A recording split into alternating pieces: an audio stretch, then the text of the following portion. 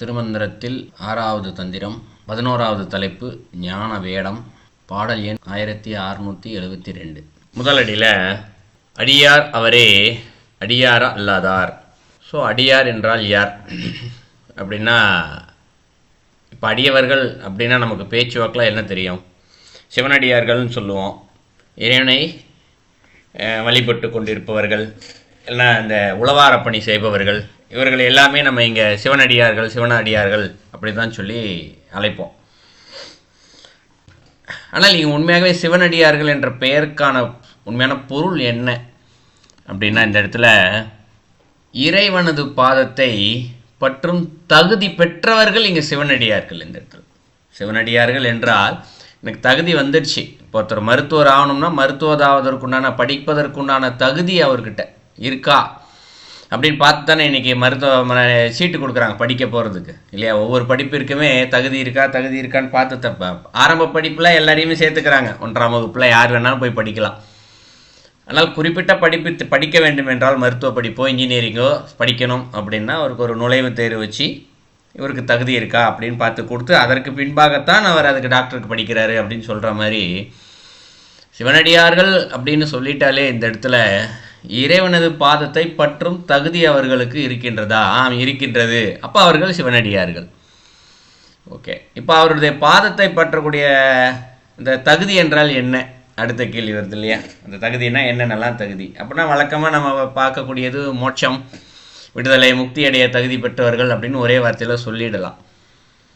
ஆனால் இந்த உலக ரீதியாக இந்த இடத்துல யாரெல்லாம் சிவனடியார்கள் அப்படின்னு பார்த்தோம்னா, கர்மயோகத்தில் இருப்பவர்கள், பக்தி யோகத்தில் எந்த மார்க்கம் வேணா இருக்கட்டும் இருப்பவர்களுக்கு நம்ம பார்த்தோம் அப்படின்னா, இப்போது ஒரு சிவனடியார் ஒரு கோயிலுக்கு போகிறாருன்னு வச்சுக்குவோம், இல்லையா? ஒரு அடியார், நான் அடியார் அப்படின்னு ஒருத்தர் சொல்லிக்கிறாரு. ஒரு கோயிலுக்கு போகிறாரு, சாமியை பார்த்துட்டு வெளியில் வர்றாரு. அவருடைய சிந்தனை உள்ளே கோயிலுக்கு மூலஸ்தானத்தில் இருக்கக்கூடிய இறைவன் மீது மட்டும் இருக்கக்கூடாது. அவர் மேலே அவர் சுற்றி இருக்கக்கூடிய அனைத்து ஜீவராசிகளையும் அவர் இறைவனாக சிந்தித்திருக்க வேண்டும். தன் காலை எழுவது முதல் இரவு படுக்க போவது வரை இறைவனை சிந்தித்து கொண்டே இருப்பவர் என்பது ஒரு பொருள். ஆனால் அதே நேரத்தில் தன்னுடைய செயலால், சொல்லால், எண்ணத்தால் எதனாலும் அடுத்த ஜீவராசிகளுக்கு பாதிப்பு வரக்கூடாது என்பதில் அவர் ரொம்ப தெளிவாக இருக்கணும் இந்த இடத்துல. ஏன்னா அவர் எந்த விதமான செயல், சிந்தனை ஏதாவது ஒன்றினாலும் இன்னொரு ஜீவராசி பாதிக்கப்பட்டால் அங்கு சிவனும் அங்கு பாதிக்கப்படுகிறார், சிவனும் வருத்தப்படுகிறார் என்ற அந்த உணர்வு அவருக்கு இருக்கணும் இந்த இடத்துல. அதனால அந்த உணர்வு வந்துடுச்சுன்னு வச்சுக்குவோம், எல்லா ஜீவராசியும் சிவனாகவே பார்க்கக்கூடிய ஆரம்பிச்சிட்டாருன்னு வச்சுக்குவோம். ஒரு கோயிலுக்கு போகிறாருன்னா இந்த தான் நடந்து செல்லும் இடத்தில் ஒரு சின்ன எறும்பு இருந்தால் கூட, ஐயோ இதற்குள்ளே இறைவன் இருக்கின்றாரே, இல்லையா? இதுக்குள்ளே இறைவன் இருக்கார் இந்த எறும்புக்குள்ளே கூட அப்படின்ற சிந்தனையோடு என்ன பண்ணணும்? அதையும் கடந்து போகணும் இந்த இடத்துல. அந்த சிந்தனையோடு யாரெல்லாம் இருக்கின்றார்களோ அவர்கள் எல்லாம் இங்கு சிவனடியார்கள் தான். எறும்பு மட்டும் அல்ல, ஒரு புள்ளி பூண்டு எதாக இருந்தாலும் சரி. இப்போ அப்பர் சிவனடியார்னு சொல்லுவாங்க, இல்லையா? அவர் அடியார்னு சொல்லுவாங்க. அவர் உளவார பண்ணி தான் செஞ்சார். கோயிலாக போனார், இந்த இடத்துல கோயிலெல்லாம் சுத்தம் செஞ்சார்.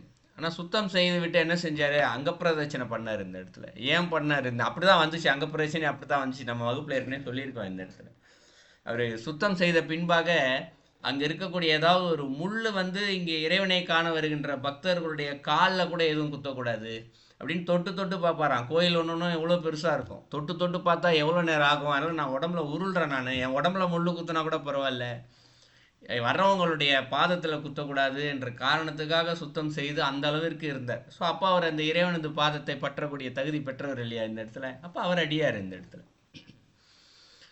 இப்போ அடியார் என்று சொல்லக்கூடியவர்கள் இறைவனது பாதத்தை பற்றும் தகுதி பெற்றவர்கள்.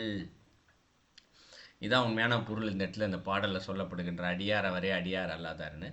அப்போ அப்புறம் சொன்னதுனால வேற ஒரு கேள்வி சிலருக்கு எழலாம், எந்த ஜீவராசிக்கும் துன்பம் ஏற்படுத்தக்கூடாது என்று சொன்னீர்களே, இப்போ அப்புறம் அங்கே இருக்கக்கூடிய செடி கொடிகளை எல்லாம் எடுத்து சுத்தம் செய்தார், அப்போ அந்த செடி கொடிகளுக்கெல்லாம் பாதிப்பு ஏற்பட்டுருமே, அது அவருக்கு சிந்தனை வந்திருக்காதான்னு ஒரு கேள்வி கேட்கலாம். இதை நம்ம இன்னும் நுட்பமான ஞான கண்ணில் பார்க்கணும் இந்த இடத்துல. நம்மை பொறுத்த வரைக்கும் அவர் புல் பூண்டு எல்லாத்தையும் அறுத்துக்கிட்டு போய்கிட்டு இருக்க மாதிரி தான் நமக்கு தெரியும். ஆனால் அவருடைய சிந்தனையில் இந்த இடத்துல இறைவா இது நீ இருக்கக்கூடிய இடம், பக்தர்கள் வரக்கூடிய இடம், இந்த இடத்துல சுத்தமாக இருக்கணும், இந்த ஜீவராசிகள் எல்லாவற்றிற்குமே விடுதலை கொடு, முக்தியை கொடு, மேல்நிலையை கொடு. இது இங்கே இருக்கின்றோம்னா மீதி ஜீவராசிகளுக்கு துன்பம். இந்த இடத்துல கோயிலுக்குள்ளே வந்து இறைவனை வழிபடுவதற்கு இதெல்லாம் கொஞ்சம் தடையாக இருக்குது இந்த இடத்துல. அதுவும் ஜீவராசி தான். இதை வந்து நான் இங்கேருந்து சுத்தம் செய்து அப்புறப்படுத்துகிறேன். இதற்கு என்னாவது முக்தியை கொடு, விடுதலையை கொடு, அதனால் பாதிப்பு இருக்கா, ஏதாவது எனக்கு கொடு என்ற அந்த சிந்தனையோடு அவர் அந்த உழவார பணியை அவர் அங்கு செய்வார். அதனால தான் கோவிலில் வந்து பார்த்தோம்னா உழவார பணி செய்யும்போது நமச்சிவாய மந்திரத்தை சொல்லிக்கிட்டே இந்த இடத்துல ஆரம்பிக்கும் போது பிரார்த்தனை செய்வாங்க, இறைவா நான் இங்கே கோயிலை ஃபுல்லாக சுத்தம் பண்ணுறேன், சுத்தம் செய்யும்போது எந்த விதமான ஜீவராசிகளுக்கும் துன்பம் ஏதும் நேர்ந்து விடக்கூடாது, ஏதேனும் நேர்ந்து விட்டால் அதற்குண்டான மேல் வழியை, நல் முக்தியை, அதற்கு மேல்நிலையை நீ அதற்கு கொடு, அதற்கு தண்டனை எதுவாக இருந்தாலும் எனக்கு கூட என்று பிரார்த்தனையை ஆரம்பித்து விட்டு அந்த நமச்சிவாய மந்திரத்தை சொல்லிக்கிட்டே உழவார பணி செய்வாங்க. உழவார பணி செய்து முடித்த பின்பாக உழவார பணி செஞ்சுக்கிட்டே இருக்கும்போது அந்த நமச்சிவாய மந்திரத்தை சொன்னாங்க இல்லையா, அந்த நமச்சிவாய மந்திரத்தை சொல்வதனால் ஒரு பலன் இருக்கும் இல்லையா. உழவார பணி செய்து முடித்த பின்பாக, இறைவா இவ்வளவு நேரம் நான் நமச்சிவாய மந்திரத்தை சொல்லியிருக்கேன், இந்த மந்திரத்தை சொன்னதினால் வரக்கூடிய பலன்கள் எதுவோ அந்த பலன்கள் அத்தனையுமே இந்த பாதிக்கப்பட்ட ஜீவராசிகளுக்கு கொடுத்து விடு என்று பிரார்த்தனை செய்து முடித்து விட்டு தான் வருவார்கள். இதுதான் உழவார பணி செய்வதற்கான முறை. இந்த இடத்துல இப்படி செய்யும் பொழுது இந்த இடத்துல இடமும் சுத்தமாகி விடுகின்றது, மக்கள் சென்று கோயிலுக்கு சென்று வழிபாடு செய்வதற்கும் எளிமையாகி விடுகின்றது, ஒரு ஜீவனும் இங்கு மேல்நிலைக்கு செல்வதற்கு காரணமாக அமைந்து விடுகிறது. ஏன்னா அப்போ அது புல்லாக தான் இருக்குது. சாதாரண புல் இருந்தால் அப்புறம் பூண்டாகி புழுவாகி அப்படியே ஒன்றொன்றா மேல்நிலைக்கு போகணும் இல்லையா, அதுவும் அந்த இடத்துல இறைவனை போய் அடையணும் இல்லையா. ஸோ அதற்கும் அவர்கள் ஒரு காரணமாகத்தான் இருக்கின்றார்கள். அங்கு எண்ணமும் சிந்தனையும் பிரார்த்தனையும் அனைத்தும் ஒன்றுபட்டு செயல்பட வேண்டும் இந்த இடத்துல. ஸோ இவர்கள் தான் இங்கு அடியார்கள் என்று அழைக்கப்படுகின்றார்கள். ஸோ அப்படிப்பட்ட அடியார், அவரே அடியார் அல்லாதார், இது முதலடி. அப்போ அடியார்னா யார் அப்படின்னு பார்த்தாச்சு பொருள். அடுத்து அடியார் அவரே அடியார் அப்படிங்கிறார். அவரேனா யார்?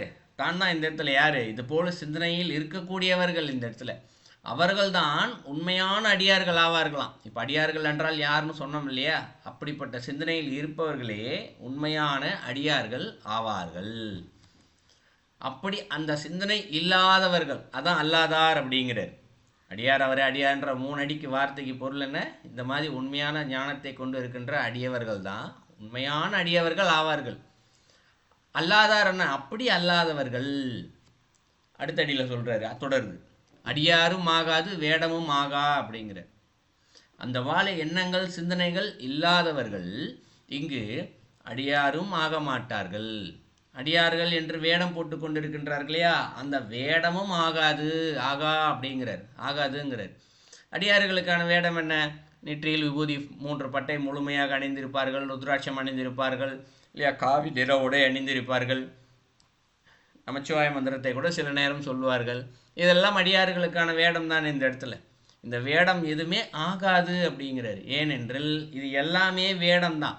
மூலம் இந்த இடத்துல அவர்களுடைய சிந்தனை தான். இந்த இடத்துல அடியவர்கள் எப்படி இருக்க வேண்டும் என்ற சிந்தனை சொன்னோம் இல்லையா, அவ்வளோ நேரம் கருத்து சொன்னோம் இல்லையா, அந்த சிந்தனை தான் அந்த இடத்துல அடியார்கள். அது ஒன்று தான் இந்த இடத்துல சிவனடியார்கள் என்பதற்கு. ஸோ இவர்கள் அடியார்களும் ஆக மாட்டார்கள், வேடமும் ஆகாது. இப்போ அடுத்த அடியில் சொல்கிறார், 3வது அடி, அடியார் சிவஞானம் ஆனது பெற்றார் அப்படிங்கிற. அப்போது இப்போ நம்ம கருத்து சொன்னோம் இல்லையா, சிவனடியார்கள்லாம் எப்படி இருப்பாங்க, என்ன மாதிரியான உழவார பணி செய்வாங்க, இதெல்லாம் பார்த்தோம் இல்லையா. அப்படிப்பட்ட அடியார்கள் அதுபோல் சிந்தனையில் இருக்கும் காரணத்தினால் அவர்களுக்கு என்ன பலன் இந்த இடத்துல அப்படின்னா, அவர்கள் சிவஞானம் ஆனது பெற்றார் அப்படிங்கிற. அப்போ சிவஞானம் என்றால் என்ன? சிவபெருமானது ஞானத்தை இந்த இடத்துல முழுமையாகவே அவர்கள் என்ன பண்ணுறாங்களாம், பெற்றார்கள். ஆனது அப்படிங்கிறாரு.